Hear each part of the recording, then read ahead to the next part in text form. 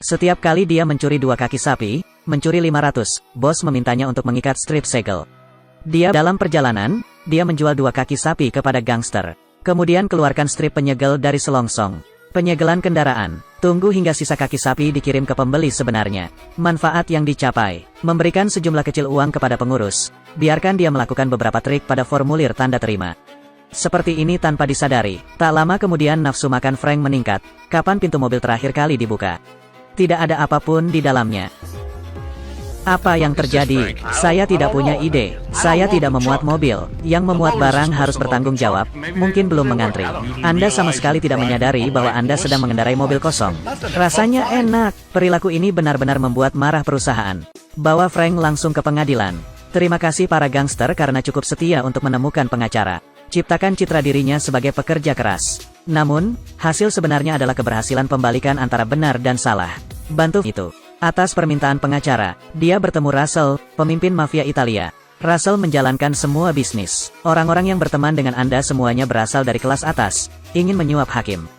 Tanyakan Russell, Anda tidak tahu berapa besar suapnya. Tanyakan Russell.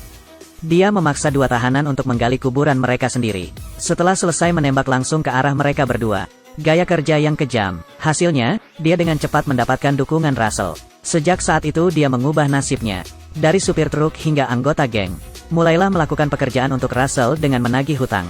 Tapi keluarganya tidak tahu apa-apa. Frank pulang hari itu, mengetahui bahwa putrinya telah menumpahkan belanjaan. Setelah beberapa kali ditegur bos, dia segera menarik putrinya dan dengan marah bergegas ke toko. Pukul bos, bahkan jarinya patah di depan putrinya. Kekerasan brutal, tidak menimbulkan rasa aman bagi anak perempuan. Sebaliknya, benih-benih rasa takut telah ditanamkan dalam hatinya. Kebencian dan keterasingan tumbuh dari diri Frank. Setelah itu, putri ketiga Frank lahir. Russell secara pribadi membawa istrinya untuk dibaptis. Tokoh terkenal juga datang untuk berpartisipasi, memberi Frank banyak perhatian. Peningkatan pada anak-anak artinya Frank akan mendapat lebih banyak uang. Maka ia mengambil pekerjaan pribadi yang berbahaya. Bantu bos Tommy, meledakkan pabrik cucian lawan. Bonusnya $10.000. Frank tidak tahu, ini adalah jebakan yang akan menyeretnya ke dalam jurang. Kunjungi juga tempat ini dengan hati-hati. Rencanakan dengan cermat. Larut malam, bawalah bensin dan bahan peledak yang sudah disiapkan. Tiba di depan toko laundry. Saat dia hendak bertindak, dia dihentikan oleh anak buah Russell. Ajak dia untuk melihat. Pria itu duduk di sebelah Russell. Itu adalah pemilik Binatu, juga seorang gangster. Jika Russell tidak menghentikannya tepat waktu sekarang. Saya khawatir Frank telah disingkirkan oleh pasukan Angelo. Untuk membayar keringanan hukuman kedua bos. Frank secara aktif memperjuangkan kesempatan untuk menebus kesalahan. Saat dia keluar mencari Tommy secara langsung, membunuhnya dengan 1 tembakan, melemparkan senjata pembunuh ke sungai, mulai hari ini.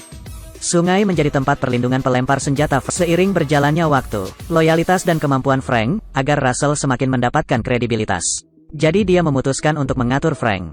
Untuk mendukung orang penting, Presiden Asosiasi Pengemudi Truk Nasional Jimmy. Jimmy di Amerika pada tahun 1950-an dan 1960-an. Pengaruh adalah yang kedua setelah presiden, pada puncaknya. Keanggotaan terdaftar Jimmy melebihi 2 juta. Besarnya jumlah kekayaan yang dikendalikan tidak dapat diukur. Kemampuan Frank memenuhi harapan. Hal pertama setelah menjabat, gunakan saja pengetahuan bom yang sudah dikenal. Hilangkan serikat taksi saingan untuk Jimmy. Jadi Frank dicintai oleh Jimmy, cepat berteman dan mengobrol tentang segala hal. Kedua keluarga itu semakin dekat. Hal ini membuat putri Frank sangat bangga. Karena hati manusia berada di dasar. Jimmy adalah pemimpin guild dan dihormati oleh semua orang. Dia menjamin banyak keuntungan bagi anggota guild, gadis-gadis sering memakai lencana Jimmy di dada mereka, bahkan diumumkan untuk Jimmy di sekolah. Berkontribusi kepada jutaan pengemudi truk. Jika Anda membeli sesuatu, truk akan mengirimkannya kepada Anda, kata Pak Jimmy. Dia adalah Presiden Serikat Teamster, memimpin 1 juta anggota untuk berserikat. Para pekerja mendukungnya karena mereka memiliki pekerjaan yang stabil, gaji dan tunjangan bagus. Waktu berlalu ke tahun 1960, menambah semangat terpilihnya Kennedy. Ini menunjukkan kekuatan geng dan kemampuan Russell. Tapi kali ini Jimmy mendapat masalah lagi, karena ketika mendukung kampanye presiden, dia berada di tim yang salah. Pilih untuk mendukung lawan Anda, menyumbangkan $500.000 kepada kelompok kampanye. Jadi, hal pertama yang dilakukan Kennedy setelah menjabat, yaitu mendukung adiknya Robert menjadi Menteri Kehakiman. Mulailah penyelidikan menyeluruh terhadap aliansi grup mobil Jimmy. Saat ini, tujuan satu-satunya adalah menjatuhkan asosiasi pengangkut truk. Bawa Jimmy ke penjara. Saat ini Jimmy sudah kelelahan. Menabrak tembok di mana-mana, hanya bisa marah kepada bawahan di kantor. Dia dan Russell memiliki konflik kepentingan.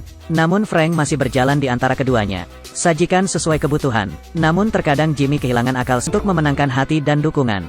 Jimmy memutuskan untuk memberikan pidato Serikat Nasional. Jimmy juga memiliki waktu luang untuk fokus menghadapi penilaian, mulai menyuap juri dan hakim. Tapi saat dia mengira dia punya peluang untuk menang, Kennedy dibunuh, adik laki-lakinya juga meninggalkan jabatannya sebagai Menteri Kehakiman. Awalnya ini seharusnya menjadi hal yang membahagiakan. Tapi soal dia menyuap juri, tiba-tiba terekspos, dan segera dipenjara karena memutarbalikkan proses peradilan, sampai suatu hari Presiden Kennedy dibunuh. Berita mendadak ini, Jimmy merasa bangga, pemandangan indah tidak bertahan lama. Jimmy masih harus menghabiskan 5 tahun penjara karena menyuap juri. Tapi bahkan di penjara, Jimmy masih memegang teguh kekuasaan, memerintahkan orang kedua. Tapi orang kedua tidak kompeten, gangster membuatnya takut akan menuruti apa yang mereka katakan. Jadi gangster hanya butuh uang. Orang kedua akan mengeluarkan koin dengan benar setiap saat, juga berarti masyarakat telah lepas dari kendali Jimmy. Tapi Jimmy, yang dipenjara, masih belum tahu. Dunia luar sedang kacau. Ada banyak bintang baru yang bermunculan di grup ini. Joey adalah salah satu karakter ikonik, di tempat umum di mana ribuan orang berkumpul. Perencanaan pengambilan gambar yang terang-terangan. Dia sombong dan mendominasi, namun martabat Russell tidak bisa ternoda. Frank dengan hati-hati memilih 2 pistol kecil yang berguna, pergi ke restoran tempat orang gila mengadakan pesta rumah. Setelah berjalan tepatnya menuju lokasi pembunuhan, cepat tembak bergegas keluar pintu. Frank menindaklanjutinya dengan tembakan fatal. Kemudian masuk ke dalam mobil dan meninggalkan tempat kejadian, pergi ke sungai seperti biasa untuk menghancurkan senjata. Keesokan harinya, kasus pembunuhan di restoran menjadi berita. Dia sudah terbiasa dengan hal itu. Seolah tidak terjadi apa-apa, makan sarapan.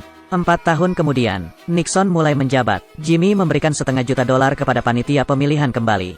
Dengan demikian menerima pengampunan presiden. Frank mulailah menggunakan media, mengungkap kerjasama antar geng dan aliansi. Tindakan ini menyentuh kepentingan geng Russell. Dia ingin Jimmy tutup mulut dan pensiun. Tapi bagaimana Jimmy bisa setuju? Frank hanya bisa berdiri di tengah dan menyampaikan pesan. Sikap Jimmy tetap keras. Setelah itu, asosiasi tersebut mengadakan upacara untuk memuji Frank, konsentrasi pejabat, politisi, dan pengusaha. Namun mereka semua menganggap Jimmy sebagai duri di pihak mereka. Jimmy tidak peduli, karena dia menganggap Frank sebagai teman dekat. Frank selalu memandangnya sebagai seorang mentor dalam hidupnya. Berikan Frank sebuah jam tangan bersamanya untuk menghadiri pesta pernikahan, dipanggil menghadiri pernikahan. Ini pada dasarnya adalah rencana rahasia, sepanjang jalan. Frank menelepon Jimmy, ingin dia datang dan berbicara. Namun semuanya ditolak oleh Jimmy. Tidak jauh dari Detroit, Russell juga menelepon, biarkan semuanya menjadi kesimpulan yang sudah pasti. Saat Frank menelepon telepon Jimmy lagi, tidak seperti biasanya, Jimmy setuju untuk bertemu. Frank terkejut, jadi pergilah bertanya pada Russell alasannya. Ternyata para gangster telah memutuskan untuk melenyapkan Jimmy. Apa yang disebut sebagai negosiasi hanyalah sebuah jebakan.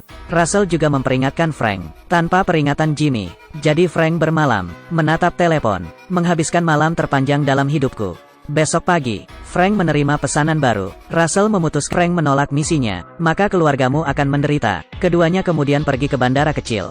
Frank duduk di dekat jendela, saksikan sayap terbang mengelilingi teluk. Mata basah, berpikir untuk membunuh mentor yang membesarkannya. Hati itu seperti pisau. Setelah pesawat mendarat, kelompok ini telah menyiapkan mobil dan senjata. Awalnya, keduanya sepakat untuk bertemu pada pukul 2 siang. Tapi Frank sengaja terlambat, karena dia tahu Jimmy sangat tepat waktu. Tapi dia tidak menyangka Jimmy akan menunggu sampai jam 1:30. Pada titik ini pengemudi berkata kepada Jimmy. Perubahan lokasi sementara, membuat Jimmy merasa tidak biasa. Mulai ragu, tapi ketika dia melihat Frank tidak punya waktu untuk patah hati. Tarik badannya ke samping dan letakkan pistolnya. Dia buru-buru meninggalkan tempat kejadian.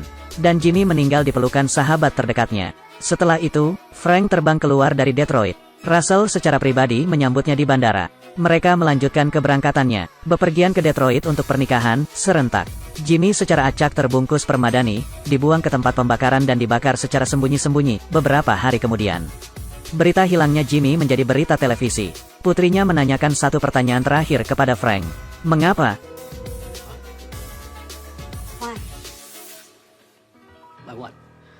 Frank tidak menjawab pertanyaan putrinya. Namun putrinya memberitahu Frank, ketika mereka mempunyai masalah, tidak pernah berani meminta perlindungan ayahku. Karena mereka takut pada Frank, akan melakukan hal-hal buruk. Ternyata segala sesuatu yang diperoleh ditukar dengan dosa. Bukan yang diinginkan keluarga. Nanti, Frank mempekerjakan seorang pengasuh kulit hitam di perusahaannya. Dia menunjukkan kepadanya kuburan itu. Dan pilih peti mati hijau. Ini adalah warna Irlandia, itu juga merupakan warna tanah air. Tahun-tahun setelah dibebaskan dari penjara, satu-satunya orang yang mengunjungi Frank, hanya polisi federal. Mereka berharap Frank bisa katakan sejujurnya tentang hilangnya Jimmy. Pada akhirnya, semua orang akan mati. Frank tidak perlu melindungi siapapun lagi. Namun Frank tetap bungkam, karena keyakinan yang dianutnya sepanjang hidupnya adalah menjaga rahasia. Ketika dia mendengar dari polisi bahwa pengacaranya telah meninggal, masih bertanya tanpa sadar, siapa yang melakukannya? Jawabannya adalah kanker. Jawaban ini sungguh menyedihkan dan ironis. Hari-hari terakhir Frank, semuanya ada di gereja. Pendeta itu bertanya kepadanya, apakah Anda merasa bersalah atas dosa yang telah Anda lakukan? Frank berkata dia tidak merasakan apapun. Pendeta itu berbicara lagi kepada Frank. Bahkan tanpa merasa bersalah secara mental. Permintaan maaf juga bisa diungkapkan secara lisan. Frank berpikir lama, tapi menggumamkan kalimat seperti itu. Orang seperti apa? Apa yang harus saya pesan? Apa maksudmu nomor telepon berapa? Aku tidak bisa mengatakannya. Mungkin yang ingin ditanyakan lebih lanjut oleh Frank adalah, orang macam apa yang mau terhadap Frank meminta pendeta untuk meninggalkan celah di pintu, adalah kebiasaan yang tersisa dari karir seumur hidupnya sebagai seorang pembunuh. Dia berhati-hati. Hidup seringkali dipenuhi dengan kekhawatiran, mungkin harapan Frank terhadap putrinya. Saya berharap malam Natal ini, jika seorang anak perempuan dapat berkunjung, bisa mengenalinya sendiri, tembakan terakhir dari lelaki tua yang membeku di celah pintu. Ini adalah orang Irlandia yang telah bekerja keras sepanjang hidupnya, akhir yang sepi.